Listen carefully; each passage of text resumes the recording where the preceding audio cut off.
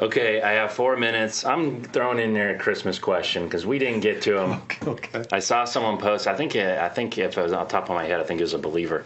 But anyway, was Jesus Christ born on December 25th? The post that I saw says no, he had to have been born, and they said September or the springtime or something like that. Yes, he was born December 25th. Show me in the Bible. I can't. Actually, this is something that I've gone through and checked out pretty thoroughly. There's every reason to believe that Jesus could have been born on December 25th. There's 1 in 365 chance that Jesus was born on December 25th. Now, before you go, why is this even a thing? Why are we talking? People like, oh, he couldn't be born on December 25th. For maybe people that are like, well, why is this even an issue? We celebrate on the 25th. Why are we arguing about this? Yeah, it's a tradition. Obviously, we celebrate the birth of Christ on the 25th, and what people like to do is go to the Bible to try to prove that it couldn't have been on December 25th. And when I did that, I found out that actually it could have. Right. There's no reason not to. One of the main arguments against it that I have heard is that there were no shepherds in the fields during the winter in Judea. One of the things that you have to understand about the land of Israel is that it's literally like Southern California. And so it's a Mediterranean climate. And so, December 25th in Southern California, I lived there for about half my life. And I saw snow once the whole time that I was there.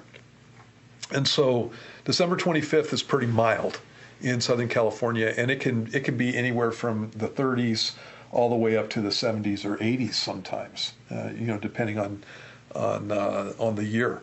And so there's no reason that the shepherds couldn't have been in the fields during December 25th at the time that Jesus was born. In fact, we have some historical records that state that that's exactly what happened during that period of time, that there were shepherds in the fields, and these come from Jewish writings.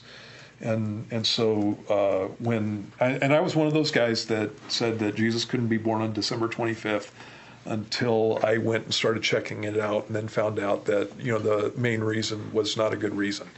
And so you have that. Actually, most likely where the December 25th date came from was from a tradition that a person died or was born on, or excuse me, that a person was conceived on the same day that they died. And so there are two dates for the birth of Jesus, and one is December 25th and the other one is January 6th. And where those dates most likely come from is the dates that were used for the death of Jesus. And one of the dates was March 25th, and the other date was April 6th for the death of Jesus. And those come from two different church traditions. Well, and again, this has to do with the conception of Christ. They believe, the early church believed that Jesus would have been conceived on exactly the same day that he would die. And so if he's conceived on March 25th, and that would be an Acts chapter 2 type of thing, where Gabriel came to Mary and told her that she was going to be with child, and that whole thing. They believe that happened on March 25th because that's when Jesus died, according to them, March 25th. You go March, April, May, June, July, August, September, October, November, December. 9 months later, you have December 25th. The church tradition that Jesus died on April 6th would do the same thing, only you wouldn't come to December 6th, you would come to January 6th. And so that's where the two dates for Christmas most likely come from. You can actually go through, and I have done this, you can actually go through and chart out when the, this is getting in the weeds. In the book of Luke, it talks about the fact that Zacharias was in the temple during the course of Abijah.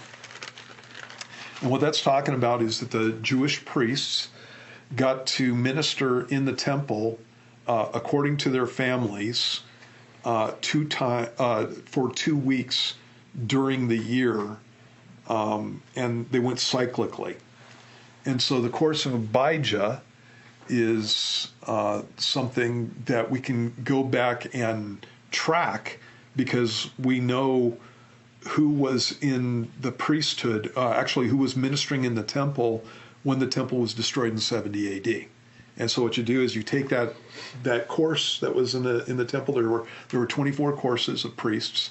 You take that course, you start working back to the time of Jesus's birth, and you find out that actually with the course of Abijah, when it would have been taking place during the time that Zacharias was in there, then you have a situation where John the Baptist is born, and you have to assume 9 months later, and then you have Jesus being born 6 months after that Jesus could have been born in the summer, or he could have been born in the winter. And it's midwinter. And so you're talking about December, or you're talking about the area of June and July, according to the courses of the priesthood. Now there's wiggle room in there, and we don't know exactly how they did things when they added months. The Jewish calendar adds months and that kind of stuff. So there's wiggle room in there, but everything that I could find when I went through and studied this stuff out points to the fact that Jesus actually, yes, could have been born December 25th. He could have. And I don't know that he was. Again, it's a 1 in 365 chance. There you go. Yeah. All right, dispelling all the Christmas myths or wonderings.